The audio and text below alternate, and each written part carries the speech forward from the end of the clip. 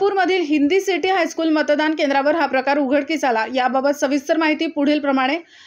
चंद्रपूरमध्ये आज मतदान सुरू असताना काँग्रेसचे उमेदवार प्रतिभा धानोरकर यांच्या नावापुढे कॅन्सल असा शिक्का मारण्यात आला व तशी मतपत्रिका बाहेर बोर्डवर लावण्यात आली। हे समजताच काँग्रेसचे शेकडो कार्यकर्ते हिंदी सिटी हायस्कूलमध्ये दाखल झाले। त्यांनी आमच्या उमेदवाराने उमेदवारी मागे घेतली नसताना त्यांच्या नावापुढे कॅन्सल शिक्का मारून मतपत्रिका जाहीर बोर्डावर का लावण्यात आली असा सवाल निवडणूक मतदान अधिकाऱ्यांना विचारण्यात आला व त्यामुळे मतदारांचे संभ्रमित झाल्याचा आरोप त्यांनी त्यांच्यावर केला। याबाबत तात्काळ त्यांना निलंबित करण्यात यावं अशी मागणी शेकडो काँग्रेस कार्यकर्त्यांनी केली। यावेळी असंख्य कार्यकर्ते जमल्यामुळे पोलिसांची तारांबळ उडाली।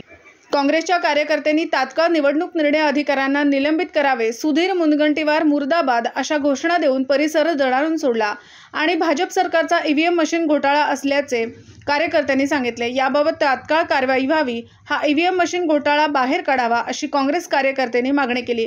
याबाबत निवडणूक अधिकारी किंवा जिल्हाधिकारी यांच्याकडून कोणतीही अधिकृत माहिती जाहीर करण्यात आली नाही।